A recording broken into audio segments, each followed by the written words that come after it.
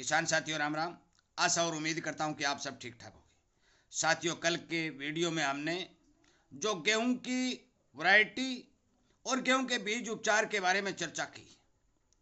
आज हम चर्चा करने जा रहे हैं कि गेहूं की बिजाई करते समय किसान को किन किन विशेष बातों का ध्यान देना चाहिए, कौन सी खाद यदि किसान जमीन में बिजाई के समय देगा तो उसे अच्छा प्रोडक्शन और मुनाफा होगा।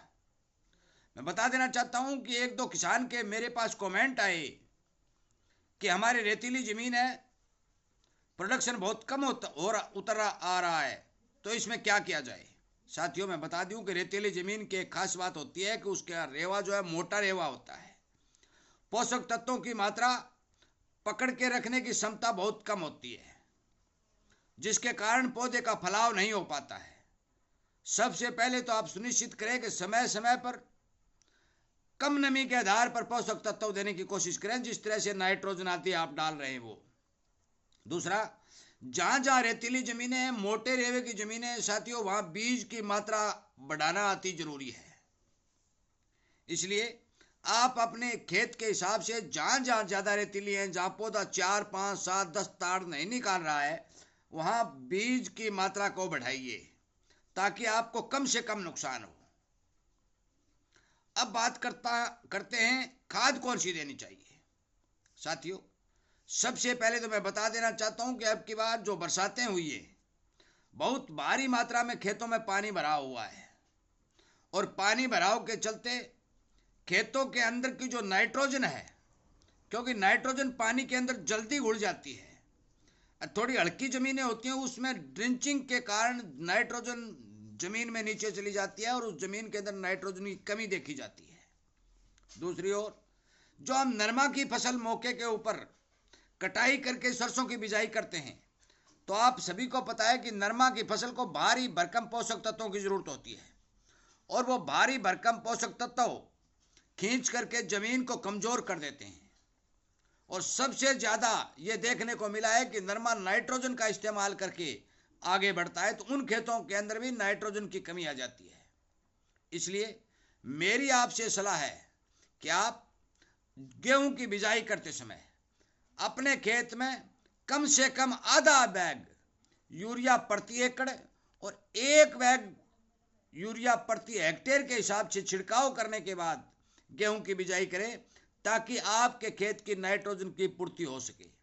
दूसरा काम यह भी बता दूं कि जो किसान भाई रूटावेटर के द्वारा या और किसी यंत्र के द्वारा खेत के अंदर जो कचरा दबाते हैं, वो कचरा भी जब गलता है तो नाइट्रोजन खींचता है, और नाइट्रोजन खींचता है तो गेहूं को भारी भरकम नाइट्रोजन की जरूरत उगते समय पड़ती है, उसे नाइट्रोजन की पूर्ति नहीं हो पाती, जिसके कारण पौधे कमजोर दिखाई देने लगते हैं, पीलापन दिखाई देने पड़ता है। इसलिए सबसे पहले तो आप कृपया करके खेत के अंदर आधा बैग प्रति एकड़ या फिर एक बैग प्रति हेक्टेयर के हिसाब से अपने खेत के अंदर नाइट्रोजन का छिड़काव जरूर करें, यूरिया का छिड़काव जरूर करें।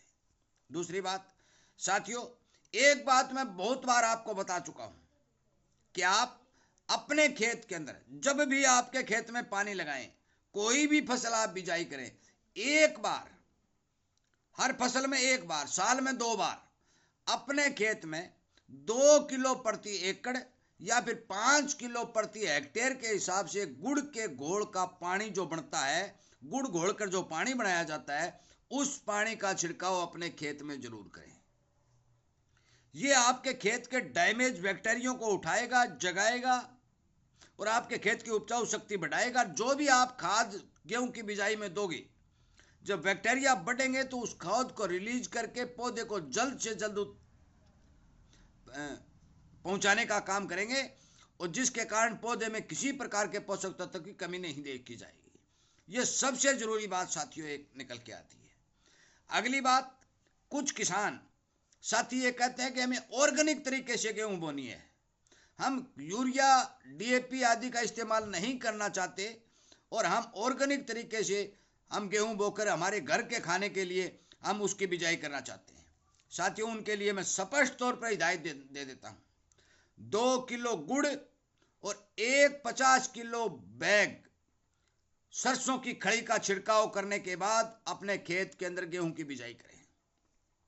50 किलो सरसों की खड़ी, 2 किलो गुड़, ये दोनों डालने के बाद अपने खेत के अंदर गेहूं की बिजाई करें, ताकि जो आप ऑर्गेनिक तरीके से गेहूं उगा रहे हैं उनमें किसी प्रकार के पौधों की जड़ों को डैमेज करने वाले कीड़े या किसी प्रकार की फंगस या फिर किसी प्रकार के पोषक तत्वों की कमी न दिखाई दे।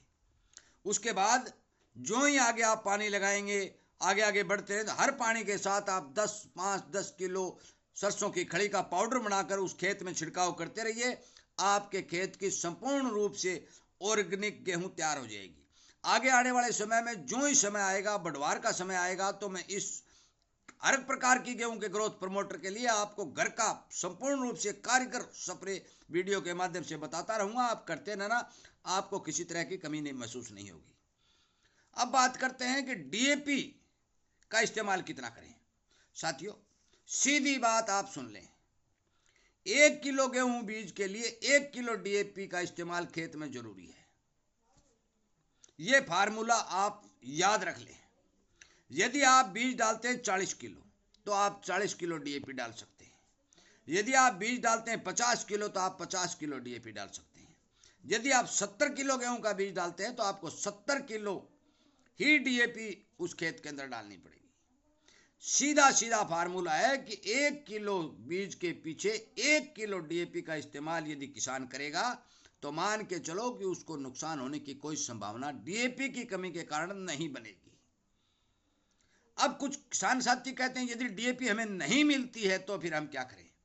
साथियों, यदि आपको डीएपी नहीं मिलती है तो आप 2 bag super single super phosphate, 2 के 3 बैग भी यदि डाल दोगे तो भी आपको नुकसान नहीं होगा, पर 2 बैग सिंगल सुपर फास्फेट और 1 बैग यूरिया मिक्स करके अपने खेत में छिड़काव करें। और वही गुड़ के घोल का छिड़काव करने के बाद यदि आप बिजाई करेंगे तो आपको के खेत में डीएपी की बहुत ही कम कमी महसूस की जाएगी, क्योंकि नाइट्रोजन और फास्फोरस का मेल संपूर्ण रूप से डीएपी बनता है। डीएपी में क्या होता है ये बार बार मैं बता भी चुका हूं, दोबारा फिर बता देता हूं कि जो फास्फोरस है वो 35% पानी में घुलनशील डीएपी में दी हुई होती है, 18% नाइट्रोजन नाइट्रेट के रूप में डीएपी में दी हुई होती है। ये दोनों ही पोषक तत्व सिंगल सुपर फास्फेट में और नाइट्रोजन में पाए जाते हैं। फर्क इतना है कि सिंगल सुपर फास्फेट में फास्फोरस जो है वो पानी में घुलनशील रूप में नहीं दी जाती, वो जमीन में डालने के बाद बैक्टीरिया उसे तोड़ करके पौधे को उपलब्ध कराते हैं। थोड़ा 5-4-1-2 दिन का समय लग सकता है, परंतु संपूर्ण रूप से मैं आपको विश्वास दिलाता हूं कि जो फास्फोरस के अंदर डीएपी है वो पीएसबी नामक बैक्टीरिया फास्फोरस को तोड़ के पौधे को उपलब्ध करवाते हैं।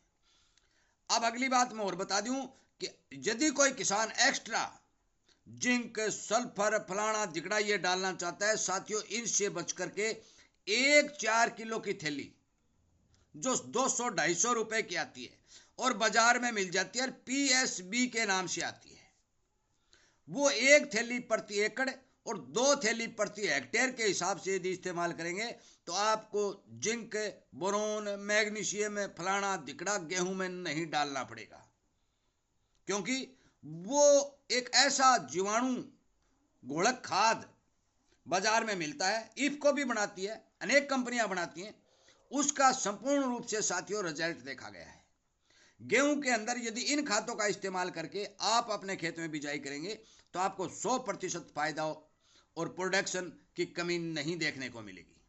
इसी तरह की जानकारी समय समय पर गेहूं हो या और कोई फसल हो, चना हो, जौ हो, बाजरा हो, नरमा, कपास हो, अनेक तरह के वीडियो आपके लिए लगातार इस चैनल के ऊपर आपको जागरूक करने और सावधान सचेत करने के लिए बनाकर अपलोड किए जा रहे हैं।